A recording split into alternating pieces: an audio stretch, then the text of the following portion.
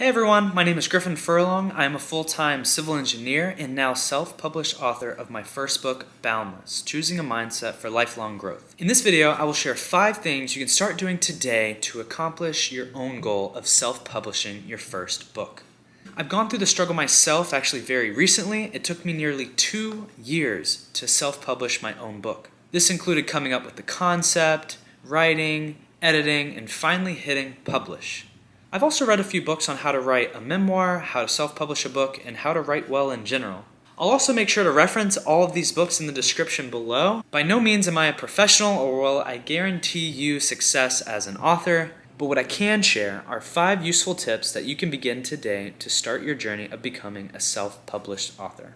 And with that, let's jump right into it. The number one thing that you can start today is to let your words flow. If time isn't spent writing or speaking your idea into existence, then words are not going on a page. Words on a page matter. Editing will come later. Get your story out. Get all of your thoughts and ideas. To put into perspective, it took me nearly 8 years to actually compile all of my voice memos, my Google Docs, my Word docs, and to finally form it into something real. As a side tip, you're gonna have writer's block. But when that moment happens, when you finally feel those creative juices flowing in your brain, bust out your medium of choice, your notebook, your Google Doc, your notes, speech to text, whatever it is. I use Google Doc a lot. Google Doc has very good speech recognition. After a long run or walk, that's when all the ideas flow in, and I would get the Google Doc out and I would just talk to it. I found myself on the passenger seat going on vacation, and I actually wrote 2 chapters of my next book. Now, it did take roughly 2 years of this on and off writing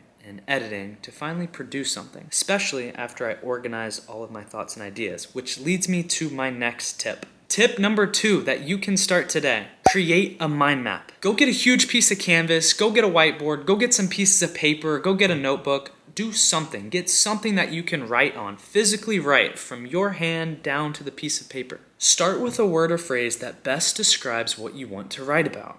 And then just start letting that thing take shape. Connect ideas, connect people, connect events, themes, everything. Just let it all flow out. By the way, I got this idea from reading the book Published by Chandler. I highly recommend that you check that book out. The moment I read about the mind map, I immediately started on it.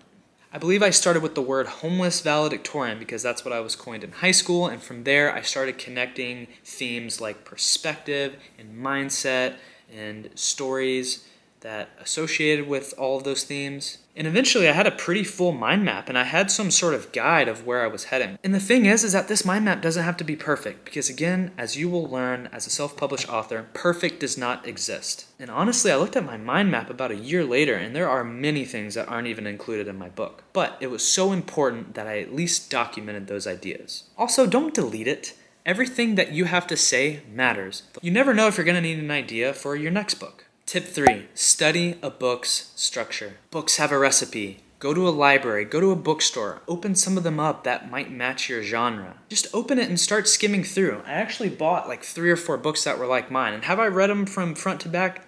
Not really, but I wanted to see what the structure was. How many chapters did it have? How many pages was it? How did it open? How did it start? How did it end? Take a look at the table of contents. Take a look at the format. Are there quotes at the beginning? Once you study this recipe of a book, try to formulate some sort of outline if you're ready. Now, I will say one thing about that strategy is don't begin the outlining way too early. At least have some sort of content. At least do steps 1 and 2 first. Create a mind map and let your words start flowing out before you even create an outline. The reason why I say this is because I kind of went through that experience. I ended up just kind of writing a whole bunch, and then I wanted to structure it all at once, and then it kind of became jumbled. What you might want to do is highlight some major themes that you might introduce. I knew my story was meant to be motivational and inspirational. My major themes actually ended up being perspective and mindset. If you have trouble coming up with themes or even ideas, or maybe you're having some writer's block, try coming up with a marketing pitch that's like 2 or 3 sentences, or heck, maybe even like 6 to 8 words.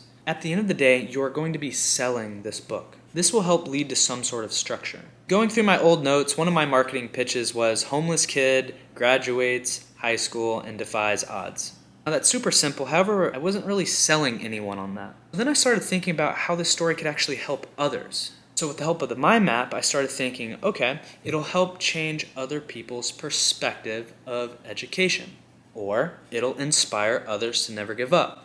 What can this book do for you? Keep reminding yourself what your book will do for others. Tip number 4, tell your friends and family and everyone that you know that you're writing a book. It makes it that much more real. It'll also hold you accountable and give you something to actually work towards. I remember when I made the commitment, I immediately called my brother and I made a Facebook post to thousands of people and told everyone. Throughout the weeks, months, and years, everyone would always ask me like, hey, how's the book coming along?